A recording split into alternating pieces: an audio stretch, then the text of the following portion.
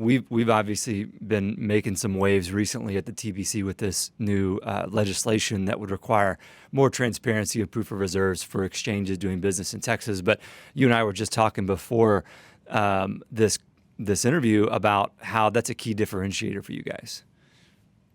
Yeah, for us, and it's something that's kind of been there in the beginning and has really helped. And even for just a regulatory strategy, we're never ones to avoid or try to cheat any kind of regulations when they become necessary or are clearly part of what you need. And that comes, for instance, like we've done KYC and AML since the very beginning. But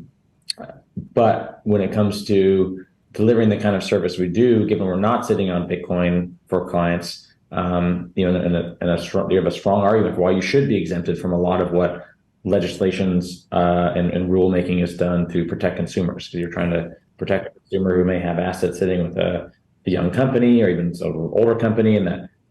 they may be able to do things or reinvest those assets or those holdings that they're sitting on for clients, and then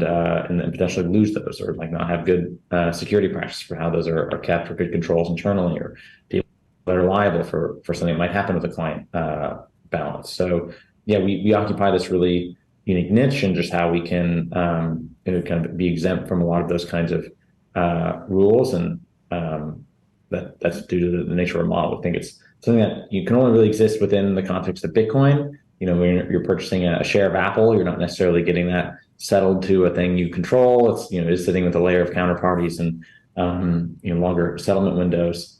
So this idea of being that kind of really Bitcoin first, Bitcoin native financial institution, it's something quite empowering for both us as a business, but also individuals and consumers. I think that's something we like to focus on when we're educating regulators and we're speaking to legislatures,